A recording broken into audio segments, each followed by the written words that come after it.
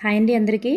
ఈరోజు మనం నేర్చుకోబోతున్నవి 6th class social నుంచి మరి లైన్ టు లైన్ తయారు చేయబడినటువంటి బిట్స్ అండి ఇవి. 6th క్లాస్ సోషల్ నుంచి భారతీయ సంస్కృతి, భాషలు మరియు మతాలు. భారతీయ సంస్కృతి, భాషలు మరియు మతాలు అంటే భారతీయ సంస్కృతి గురించి, అంటే భిన్నత్వంలో ఏకత్వం అనేటటువంటిది. అంటే విభిన్న మతాలను కలిగి ఉన్నప్పటికీ, విభిన్న సంస్కృతి ఆచారాలు ఇవన్నీ కలిగి ఉన్నప్పటికీ కూడా మరి భిన్నత్వంలో ఏకత్వం అనేది మన భారతీయ సంస్కృతిలో ఎలా భాగంగా ఉందని చెప్పేసి ఈ లెసన్లో ఉంటుందన్నమాట. సో చివరి వరకు చూడండి, చాలా యూజ్ఫుల్ అవుతుంది. నెక్స్ట్ వన్, ఫస్ట్ బిట్ మనం చూస్తే భారతదేశం గురించి తెలిపే వాక్యాలలో చూడండి, భారతదేశం గురించి తెలిపే ఈ క్రింది వాక్యాలలో సరి అయినవి గుర్తించండి.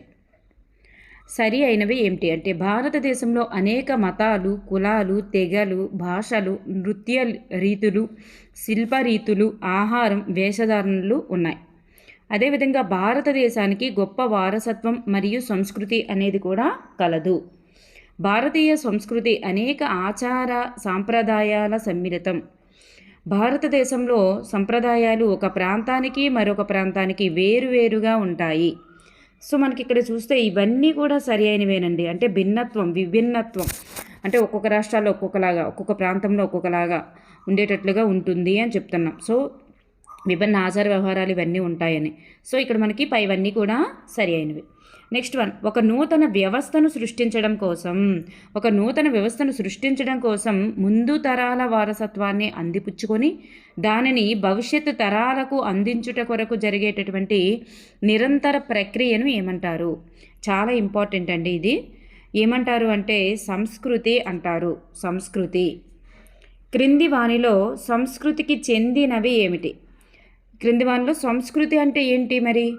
మరి ఈ సంస్కృతికి ఏంటి చెందుతాయి అంటే మనకి ఇక్కడ పైవన్నీ కూడా చెందుతాయండి. జ్ఞానము, నమ్మకము, కళలు, నీతులు, చట్టము, ఆచారాలు, అలవాట్లు, భాషలు, సంగీతం, నృత్యం ఇవన్నీ కూడా మనకి ఇక్కడ సంస్కృతికి చెందుతాయి అన్నమాట. సో పైవన్నీ is the right answer. Next one, భారతీయ సంస్కృతి ప్రారంభమైనటువంటి కాలం ఎప్పుడు? భారతీయ సంస్కృతి ప్రారంభమైన కాలం మరి ఎప్పుడు ప్రారంభమైంది భారతీయ సంస్కృతి? The right answer is option 5 is right answer, 4 is right answer. అంటే 5000 సంవత్సరాల క్రితం ప్రారంభమైంది భారతీయ సంస్కృతి అనేది. భారతీయ సంస్కృతి యొక్క ప్రత్యేకత ఏమిటి? భారతీయ సంస్కృతి యొక్క ప్రత్యేకత ఏమిటి అంటే భిన్నత్వంలో ఏకత్వం. క్రింది వానిలో భారతీయ సంస్కృతిలో భిన్నత్వానికి గల కారణాలు ఏమిటి? మరి భారతీయ సంస్కృతిలో భిన్నత్వం అనేటటువంటిది ఉంది కదా, మరి ఎందుకు ఆ రకమైన భిన్నత్వం లేదా ఎందుకు ఆ రకమైనటువంటి తేడాలు అనేవి ఉన్నాయి? ఎందుకు తేడాలు ఉన్నాయంటే, ఇది భారతదేశం అనేది ఒక విశాలమైనటువంటి ప్రదేశం కనుక, అనేక జాతుల అనుసంధానం కనుక, భౌగోళిక మరియు శీతోష్ణ స్థితి అంశాలలో కూడా తేడాలు ఉన్నాయి. అందుకే చల్లగా ఉండే ప్రదేశాలలో ఒక రకమైన ఫుడ్, వేడిగా ఉండే ప్రదేశాల్లో ఒక రకమైన ఫుడ్, మరి అక్కడ పండేటటువంటి పంటలపైన మరి వాళ్ళ యొక్క ఆహార విధానాలు ఉంటాయి, సంస్కృతి సాంప్రదాయాలు ఉంటాయి, భాషలు కూడా అట్లానే ఉంటాయి. సో అందువల్ల ఇక్కడ మనకి పైవన్నీ సరి అయినది. నెక్స్ట్ వన్, సంస్కృతి అనేటటువంటి భావనకు సంబంధించి సరి అయినది కానిది ఏది?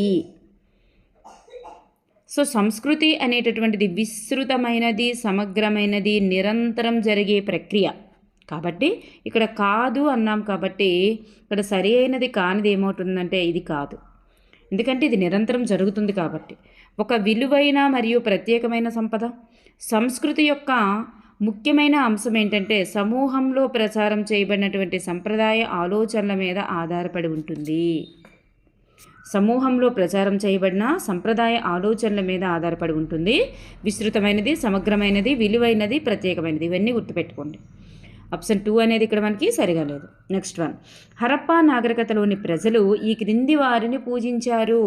హరప్పా నాగరికతలోని ప్రజలు ఎవరిని పూజించారు? ఇంద్రుడిని. చూడండి, మరి వీరు పూజించినది అమ్మ తల్లి మరియు Pashupati. Option 1 is right answer.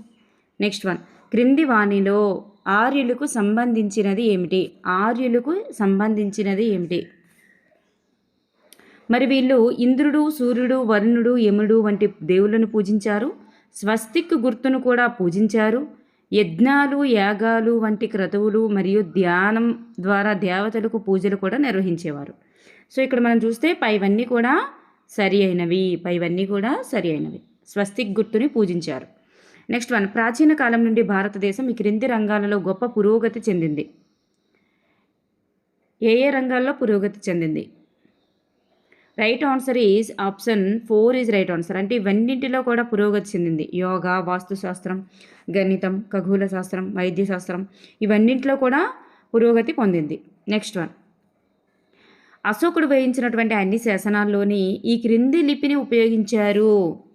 ఏ లిపిని ఉపయోగించారు? బ్రహ్మీ లిపిని ఉపయోగించడం జరిగింది. పురాతన కాలంలో ఈ క్రింది వాటిపై రాసేవారు. పురాతన కాలంలో వీటిపై రాసేవారు? వీటన్నింటిపైన కూడా తాటాకులు లేదా ఎండిటాకులపైన, బిర్చ్, చూడండి బెరడు పేరేంటంటే బిర్చ్ బెరడు పైన, బట్టలపైన కూడా వీటన్నింటిపైన రాసేవారనమాట. శస్త్రచికిత్సలపై రాయబడినటువంటి గ్రంథం ఏమిటి? శస్త్రచికిత్సలపైన రాయబడినటువంటి గ్రంథం సుశ్రుత సంహిత. సుశ్రుతుడు రచించారనమాట. సుశ్రుత సంహిత. శ్రీకృష్ణదేవరాయలు వేయించినటువంటి శాసనాలు ఏ కాలం నాటివి? శ్రీకృష్ణదేవరాయలు వేయించినటువంటి శాసనాలు ఏ కాలం నాటివి? 1510 నాటివి. భారత రాజ్యాంగం 22 భాషలను ఎన్నవ షెడ్యూల్లో గుర్తించింది? 22 భాషలను ఎన్నవ షెడ్యూల్లో గుర్తించింది అంటే 8వ షెడ్యూల్లో గుర్తించింది. హిందూ మతానికి సంబంధించి సరికాని దానిని గుర్తించండి. హిందూ అనేటటువంటి పదం సింధు అనే పదం నుండి వచ్చింది. ప్రపంచ మతాలలో హిందూ మతం అనేది చాలా పురాతనమైనది. ఈ మతంలో అనేక పూజా విధానాలు కలవు. అన్ని సజీవులలో భగవంతుడు ఉన్నాడని, నిర్జీవులలో భగవంతుడు లేడని చెప్తుందన్నమాట. సో ఇక్కడ మనకి ఆప్షన్ 4 అనేటటువంటిది సరిగా లేదు. ఎందుకంటే అన్ని మతాలలో 4 అనేటటువంటిది సరికాదు. ఎందుకంటే అన్ని సజీవులలో భగవంతుడు ఉన్నాడని, నిర్జీవులలో కూడా, సజీవులలో మాత్రమే కాదు నిర్జీవులలో రాయిలను పూజించడం అనేటటువంటిది, రాతి విగ్రహాలను పూజించడం ఇదంతా కూడా హిందూ మతంలో జరుగుతుంది కదా. సో నిర్జీవులలో కూడా భగవంతుడు ఉన్నాడని చెప్తుంది. కాబట్టి ఇక్కడ ఆప్షన్ 4 అనేటటువంటిది మాత్రమే ఇక్కడ సరికాదు. నెక్స్ట్ వన్, హిందూ మతం యొక్క చిహ్నం ఏమిటి? హిందూ మతం యొక్క చిహ్నం ఓం అనేటటువంటిది హిందూ మతం ఇలా ఇచ్చారనమాట టెక్స్ట్ బుక్లో. ఓం అనేటటువంటిది హిందూ మతం యొక్క చిహ్నం. ప్రపంచంలోనే అత్యధికంగా సందర్శించేటటువంటి హిందువుల యొక్క పవిత్ర దేవాలయమైనటువంటి శ్రీ వెంకటేశ్వర దేవాలయం అనేది ఏ జిల్లాలో కలదు? మరి ఆ దేవుణ్ణి శ్రీనివాస, గోవింద, బాలాజీ అనేటటువంటి పేర్లతో పిలుస్తారండి. ఇది ఎక్కడ అంటే చిత్తూరు జిల్లాలో తిరుమల తిరుపతి దేవస్థానం అనమాట. నెక్స్ట్ వన్, శేషాచలం కొండలలో ఉందన్నమాట.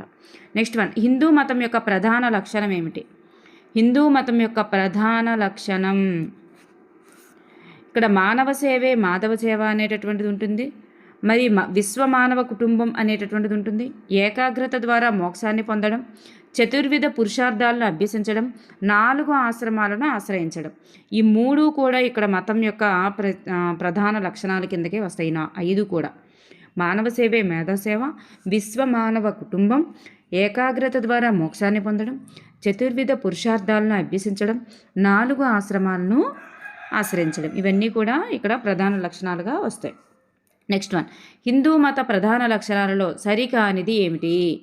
హిందూ మతం యొక్క ప్రధాన లక్షణాలలో సరికానిది ఇక్కడ చూస్తే విశ్వమానవ కుటుంబం అంటే వసుదైక కుటుంబం, ఏకాగ్రత ద్వారా మోక్షాన్ని పొందడం అంటే తపస్సు, చతుర్విధ పురుషార్థాలను అభ్యసించడం అంటే ధర్మం, అర్థం, కామం, మోక్షాన్ని జయించడం, 4 ఆశ్రమాలను ఆశ్రయించడం అంటే వేదాలు, ఉపనిషత్తులు, భగవద్గీత, రామాయణం అన్నారు. ఇవి 4 వేదాల కిందకి చెందవు కాబట్టి ఇది 4 ఆశ్రమాల కిందకి చెందవు కాబట్టి మరి ఇదైతే ఇక్కడ మనకి సరికాదన్నమాట.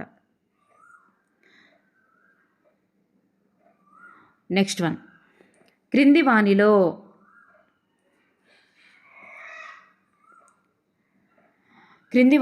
హిందూ మతం యొక్క ప్రధాన లక్షణమైనటువంటి 4 ఆశ్రమాలకు చెందినది ఏమిటి? ఇక్కడ చెందనది, చెందినది కాదు, చెందనది ఏమిటి? ఏది చెందదు? బ్రహ్మచర్యం, గృహస్థాశ్రమం, వానప్రస్థం, సన్యాసం అని చెప్పేసి ఒకటి 4 కదా ఉంటాయి. సో నెక్స్ట్ వన్, క్రింది వాణిలో జైన మతానికి చెందనటువంటి అంశాన్ని గుర్తించండి. జైన మతానికి చెందనది. ఇక్కడ చూస్తే 20 మంది తీర్థంకరులు ఈ మతాన్ని ప్రాచుర్యంలోనికి తెచ్చారు అని ఉంది. సో ఇక్కడ ప్రాచుర్యంలోనికి తెచ్చిన వారు ఎంతమంది తీర్థంకరులు అంటే 24 మంది. సో 24 మంది కాబట్టి ఇక్కడ మనకి ఆప్షన్ 1 అనేది చెందదు. నెక్స్ట్, ఇది ఒక ప్రాచీన మతం. జైన అనే పదం జినా అనే సంస్కృత పదం నుండి వచ్చింది. మహావీరుడు ఒక ప్రసిద్ధ పొందినటువంటి తీర్థంకరుడు. సో ఇక్కడ మనకి ఇవన్నీ కూడా మనకి సరిగా ఉన్నాయి. ఫస్ట్ ఆప్షన్ మాత్రం మనకి ఇక్కడ సరిగా లేదు. సో చెందదనమాట జైన మతానికి. మహావీరుడు ఒక ప్రసిద్ధ పొందినటువంటి తీర్థంకరుడు మరియు ఎన్ని సంవత్సరాలు కఠినమైనటువంటి తపస్సు మరియు ధ్యానాన్ని చేశారు? ఎన్ని సంవత్సరాలు అంటే 12 సంవత్సరాలు is the right answer. Next one, ఈ క్రింది వానిలో వర్ధమాన మహావీరునికి సంబంధించి సరికాని అంశాన్ని గుర్తించండి. మరి ఈయన జననం క్రీస్తుపూర్వం 599, జన్మస్థలం వైశాలి, జీవిత భాగస్వామి ఎవరు అంటే యశోద. మరి ఇక్కడ సరికానిది ఏది అంటే ఆప్షన్ 2 అనేటటువంటిది సరికాదు. ఎందుకంటే ఇతను మొదటి తీర్థంకరుడైతే కాదు. ఈయన చివరి తీర్థంకరుడు అంటే చివరి వారు అంటే 24వ తీర్థంకరుడు అనమాట. సో ఇక్కడ మనకి ఆప్షన్ 2 అనేటటువంటిది సరిగా లేదు. మిగతావన్నీ కూడా సరి అయినవే. నెక్స్ట్ వన్, జైనులకు గల జైనులకు గల ఆధ్యాత్మిక గురువులను ఏమంటారు? చూడండి, జైనులకు గల ఆధ్యాత్మిక గురువులను ఏ పేరుతో పిలుస్తారు అంటే తీర్థంకరులని పిలుస్తాం. నెక్స్ట్ వన్, క్రింది వానిలో జైన మత సిద్ధాంతం కానిది ఏమిటి? మరి సత్యం, అహింస, ఆస్తేయం, అపరిగ్రహం, అలాగే బ్రహ్మచర్యం ఇవన్నీ కూడా ఉంటాయండి. ఈ ధర్మం, న్యాయం అనేటటువంటిది జైన మత సిద్ధాంతాలలో లేదు. నెక్స్ట్ వన్, జైన మత సిద్ధాంతాలలో పంచవ్రతాల్లో సెంటర్డ్నెస్ అనగా అర్థం ఏమిటి? అనగా అర్థం ఏమిటి అంటే బ్రహ్మచర్యం. సెంటర్డ్నెస్ అనగా అర్థం ఏంటంటే బ్రహ్మచర్యం. నెక్స్ట్ వన్, జైన మతం యొక్క ప్రధాన లక్ష్యం ఏమిటి? మోక్షాన్ని సాధించడం. త్రిరత్నాలకు సంబంధించి సరిగా జతపరిచినది ఏమిటి అంటే సమ్యక్ దర్శనం, సరైన విశ్వాసం, సమ్యక్ జ్ఞానం, సరైన జ్ఞానం, సమ్యక్ చరిత్ర అంటే ప్రవర్తన. దర్శనం అంటే విశ్వాసం, చరిత్ర అంటే ప్రవర్తన. ఇవి గుర్తుపెట్టుకోండి. పైవన్నీ కూడా ఇక్కడ మనకి సరి అయినవి. నెక్స్ట్ వన్, గోమటేశ్వర ఆలయానికి సంబంధించి సరికాని దానిని గుర్తించండి.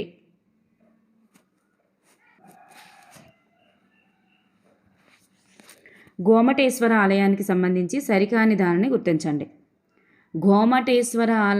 సంబంధించి సరికానిది. సో ఇది మనకి కర్ణాటకలోని శ్రావణబెళగొల వద్ద ఉంది. చారిత్రకమైనటువంటి జైన దేవాలయం. ప్రపంచంలో అతిపెద్ద ఏకశిలా విగ్రహాలలో ఇది ఒకటి. దీనినే బాహుబలి అని అంటారు. సో దీని యొక్క ఎత్తు ఎంత అంటే 57 అడుగులు. సో మనకి ఇక్కడ ఆప్షన్ 4 అనేది ఇక్కడ మనకి సరిగా లేదు. నెక్స్ట్ వన్, సిద్ధార్థునికి సంబంధించి సరి అయిన దాన్ని గుర్తించండి. నేపాల్లో ఇక్కడ చూడండి, ఇక్కడ సరి అయినది కానిది. ఇక్కడ ఏంటంటే నేపాల్లోని లుంబిని వనంలో జన్మించారు. యశోధరతో వివాహం జరిగింది. 12 సంవత్సరాల ధ్యానం తర్వాత అతనికి జ్ఞానోదయం అయ్యింది అన్నారు. ఇక్కడ 12 సంవత్సరాల ధ్యానం కాదు, 18 సంవత్సరాల ధ్యానం తర్వాత మరి ఆయనకి జ్ఞానోదయం అయ్యింది. ఉత్తరప్రదేశ్లోని కుశీనగర్లో స్వర్గస్థులైనారు. సో ఇక్కడ మనకి పైవన్నీ కూడా సరిగానే ఉన్నాయి కానీ ఆప్షన్ 3 అనేది మనకి ఇక్కడ సరికాదు. నెక్స్ట్ వన్, మధ్యే మార్గం, అష్టాంగ మార్గాన్ని అనుసరించడం ద్వారా మోక్షాన్ని సాధించవచ్చని తెలిపిన వారెవరు? మధ్యే మార్గం లేదా అష్టాంగ మార్గాన్ని అనుసరించడం ద్వారా మోక్షాన్ని సాధించవచ్చని తెలిపిన వారు గౌతమ బుద్ధుడు. త్రిపీఠకాలు గౌతమ బుద్ధుని బోధనలను ఆర్య సత్యాలు అంటారు. ఇక్కడ మనకి 2 కన్క్లూజన్స్ ఇచ్చారు కదా, రెండింటిలో సరి అయినది ఏంటి? త్రిపీఠకాలు అంటే పవిత్ర గ్రంథాలేనండి. గౌతమ బుద్ధుని యొక్క బోధనలనే ఆర్య సత్యాలని అంటాం. సో ఇక్కడ మనకి పై 2 కూడా సరి అయినవి. సాంచి స్తూపానికి సంబంధించి సరికానిది ఏమిటి? సాంచి స్తూపం ఇది గొప్ప బౌద్ధ స్మారక కట్టడాలలో ఒకటి, భారతదేశంలోని పురాతన రాతి నిర్మాణాలలో ఒకటి. దీనిని అశోకుడు నిర్మించారు. ఇది మరి ఎక్కడ ఉంది అంటే బీహార్లో ఉందా? బీహార్లో లేదు. మరి ఎక్కడ ఉంది? ఎక్కడ ఉంది అంటే మధ్యప్రదేశ్లో ఉంది. సో ఆప్షన్ 2 అనేటటువంటిది ఇక్కడ మనకి సరికాదు. అష్టాంగ మార్గాలలో సమ్యక్ సమాధి అనేది దీన్ని సూచిస్తుంది. సరి అయిన ఏకాగ్రతని సూచిస్తుంది. ఈ క్రింది వానిలో ఆర్య సత్యాలకు చెందనిది ఏమిటి? ఆర్య సత్యాలకు చెందనిది ప్రపంచం దుఃఖమయం. దుఃఖం అనేది కోరికల వలన వస్తుంది, అంటే దుఃఖానికి కారణం కోరికలని చెప్తారు. మరి కోరికలు త్యజించినట్లయితే, అంటే కోరికలను మనం వదులుకున్నట్లయితే మోక్షాన్ని పొందవచ్చు అని చెప్తారు. ఈ 3 కూడా ఆర్య సత్యాలకే చెందుతాయి. మరి అష్టాంగ మార్గాలను పాటించడం ద్వారా మోక్షాన్ని పొందలేము అన్నారు. అష్టాంగ మార్గాన్ని పాటించడం ద్వారా మోక్షాన్ని పొందవచ్చు కనుక ఇక్కడ మనకి ఆప్షన్ 2 అనేటటువంటిది సరిగా లేదు. నెక్స్ట్ వన్, క్రైస్తవ మత సిద్ధాంతానికి చెందినటువంటి దానిని గుర్తించండి. క్రైస్తవ మత సిద్ధాంతానికి చెందిన దానిని గుర్తించండి. ఇక్కడ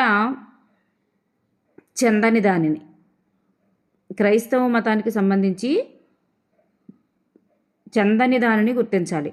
మరి ఇక్కడ చూస్తే మానవులంతా దేవుని పిల్లలు, పాపాలు చేయకుండా పవిత్రమైన జీవితాన్ని గడపండి, అలాగే నిన్ను నీవు ప్రేమించుకున్నట్లు నీ పొరుగువారిని కూడా ప్రేమించు. ఇవన్నీ కూడా క్రైస్తవ మతానికి చెందుతాయి. ఇది మనకి బౌద్ధ మతానికి చెందుతుంది కాబట్టి ఇక్కడ క్రైస్తవ మతానికి చెందదు. సెయింట్ పీటర్స్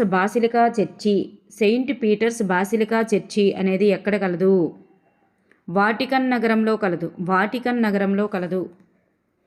మధ్యలో కాబా కలిగినటువంటి ప్రసిద్ధ మక్కా మసీద్ అనేటటువంటిది ఇక్కడ కలదు. మధ్యలో కాబా కలిగిన ప్రసిద్ధ మక్కా మసీద్ అనేది ఇక్కడ కలదు. సౌదీ అరేబియాలో కలదు. Saudi Arabia. దేవుడు ఒక్కడే అని ప్రబోధించిన వారు ఎవరు? దేవుడు ఒక్కడే అని ప్రబోధించేవారు ఎవరు? మహమ్మద్ ప్రవక్త. సిక్కు మతానికి సంబంధించి సరి అయినది ఏది? సిక్కు మతం.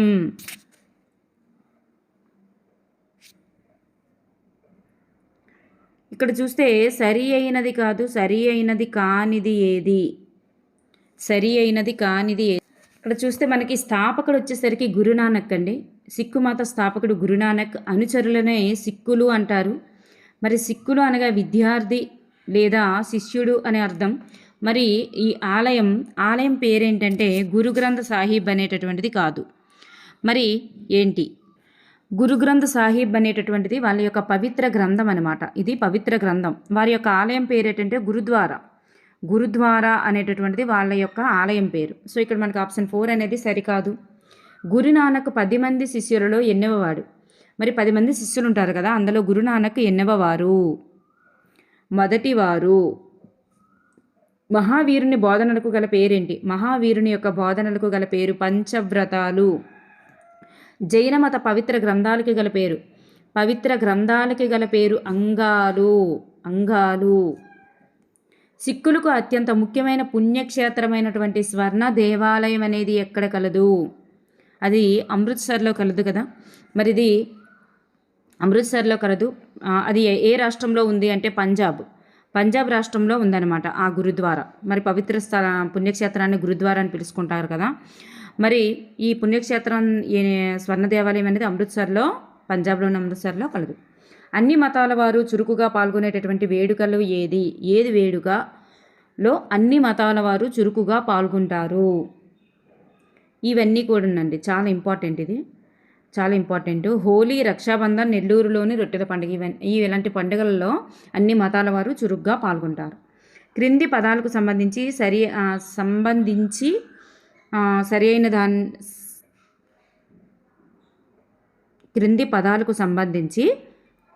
సరికాని దానిని గుర్తించండి.